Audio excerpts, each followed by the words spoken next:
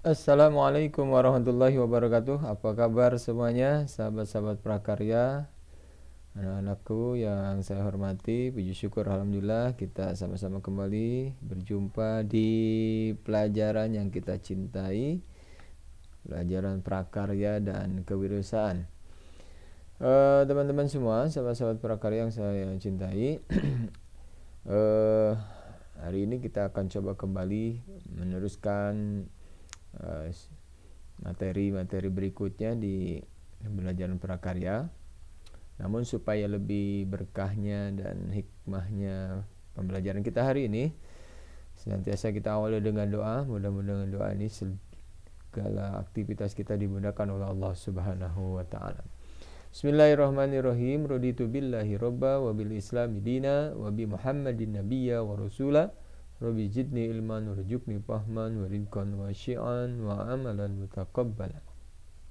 Sahabat-sahabat prakarya dimanapun Anda berada, hari ini kita akan meneruskan kembali materi pembelajaran kita dengan judulnya adalah Sistem Pengolahan Makanan Khas Daerah yang Dimodifikasi. Di minggu sebelumnya kita sudah merencanakan bagaimana membuat suatu usaha makanan olahan, dimulai perencanaan dan berbagai macam persiapan yang harus disiapkan. Nah, hari ini kita akan masuk ke sistem pengolahannya seperti apa. Anak sekalian, tujuan pembelajaran kita ada dua hari ini. Satu, menganalisis bahan-bahan untuk melakukan modifikasi makanan khas daerah. Yang kedua, menganalisis macam-macam bentuk modifikasi makanan khas daerah. Ya, sebelumnya di materi sebelumnya bahwa dalam memulai suatu bisnis ataupun kewirausahaan khususnya di bidang makanan olahan, tentunya ada beberapa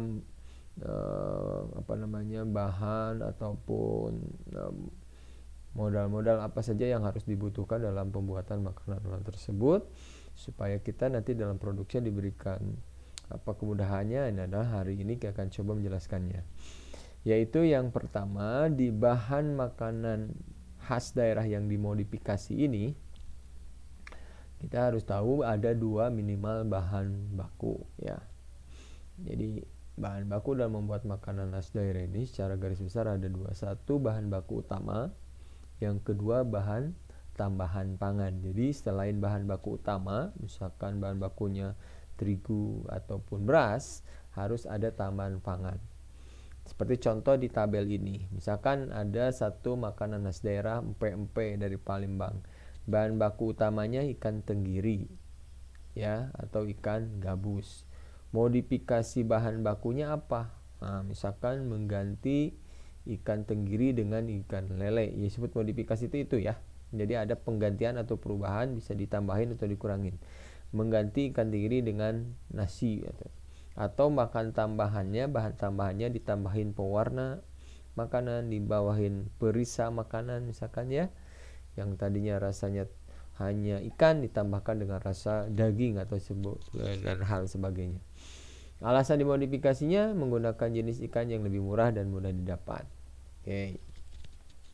Yang keduanya bahan pangan, tambahan pangan. Ini yang saya tadi sebutkan, ada istilahnya bahan tambahan pangan.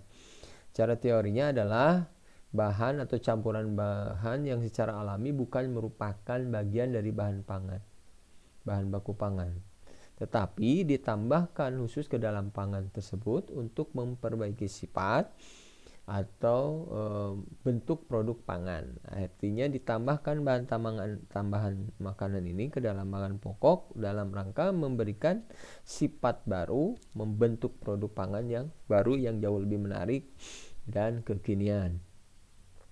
Nah, jenis-jenis BTP atau bahan tambahan pangan itu ada banyak. Di antaranya sini saya sebutkan ada 9. Satu, ada pemanis. Dua, ada pembentuk gel yang asalnya cair jadi gel. Yang ketiga, pengatur keasaman. Yang keempat, pengawet.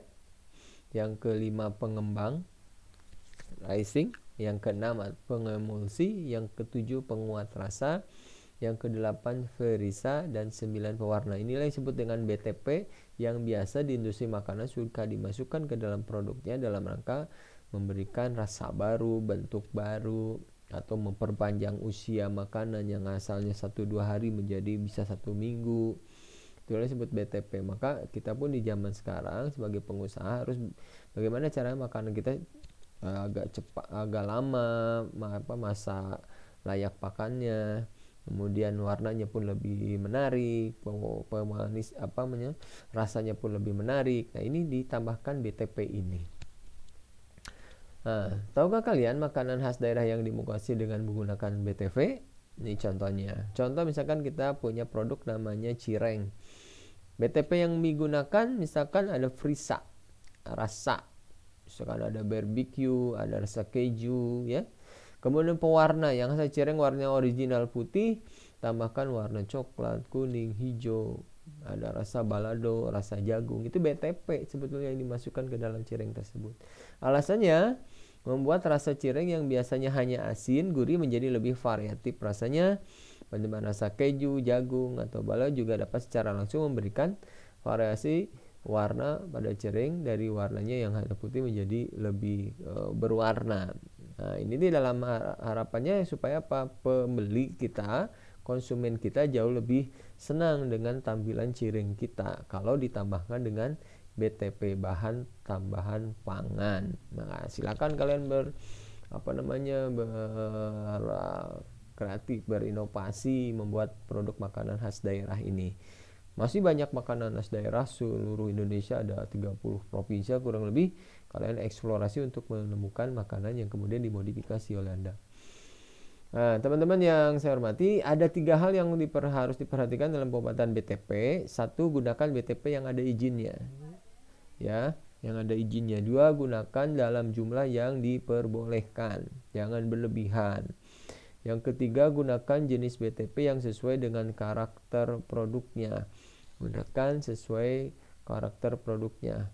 Karena penggunaan BTP yang tepat sesuai takaran yang benar, batas aman yang benar, akan memberikan manfaat terhadap mutu pangan. Namun penggunaan BTP yang tidak tepat atau melebihi takaran akan dapat membahayakan kesehatan. Nah, makanya kita harus hati-hati dalam penggunaannya, jangan terlalu berlebihan, warna terlalu over, itunya rasa terlalu over. Nah, gunakanlah dengan secara bijak sesuai dengan takaran, dan juga itu tadi yang harus ada izinnya, karena kalau tanpa izinnya, tanpa ada BP POM, Depkes, dikhawatirkan produk BTP-nya ilegal dan berbahaya. Nah, macam-macam makanan khas daerah yang dimodifikasi. Yang disebut modifikasi itu apa sih? Contohnya gitu ya. Ada minimal ada 4. 1, makanan khas daerah yang dimodifikasi dengan variasi rasa. Jadi dimodifikasi rasanya. Asalnya rasa lumpia rembung dirubah menjadi lumpia jamur, ikan, rasa kepiting, aneka sayur, dan lumpia udang. Yang kedua, ada makanan khas daerah yang dimodifikasi dari bentuknya. Misalkan asalnya ada burger Amerika, rasanya rasa daging Amerika tuh barbecue dirubah menjadi burger daging bentuknya. Jadi burger rendang daging, rendang Padang dimasukkan ke dalam burger. Itu namanya makanan khas daerah yang dimodifikasi dengan variasi bentuk. Yang ketiga, makanan khas daerah yang dimodifikasi dengan pengolahannya. Caranya yang dirubah, dimodifnya. Biasanya dipasak biasa, dikukus, dirubah jadi di presto misalkan. Itu juga merupakan modifikasi, tapi modifikasi dengan cara dipasaknya. Yang keempat, modifikasi mengasal dari dimodifikasinya dari sisi apanya? Dari sisi kemasannya. Packagingnya itu dirubah, yang asalnya pakai misalkan gambar pakai PPT, kalau gudeg itu pakai PPT, kemudian oleh Anda dimodif, masukkan ke dalam kaleng dan menjadi gudeg kaleng. Nah, itu juga modifikasi, tapi modifikasi dalam kemasan. Silakan kalian mau pilih yang mana, dirasa, dibentuk, di pengolahan, atau di kemasan. Nah, itu. Oke, teman-teman sahabat-sahabat prakarya, materi singkat kita di kesempatan hari ini barangkali saya cukupkan. Silahkan kalian pelajari kembali di materi-materi yang jauh lebih lengkap untuk menambah hasanah keilmuan kalian. Mudah-mudahan materi singkat ini bermakna, bermanfaat bagi kita semua. Tapi yang paling penting menurut saya adalah bukan hanya di teorinya, adalah bagaimana Anda mampu membuat produk makanan olahan ini yang dimodifikasi ya. Kalau Anda mampu kreatif, inovatif membuat makanan baru, itulah yang disebut wirausaha beneran. Jadi Anda mampu membuatnya. Silakan, selamat berkarya. Apalagi sekarang banyak waktu dalam masa pandemi, silakan berkarya semenarik mungkin, sekreatif mungkin, dan Bapak yakin Anda semua pasti bisa. Terima kasih atas perhatiannya. Wassalamualaikum warahmatullahi wabarakatuh. Salam prakarya dan kewirausahaan.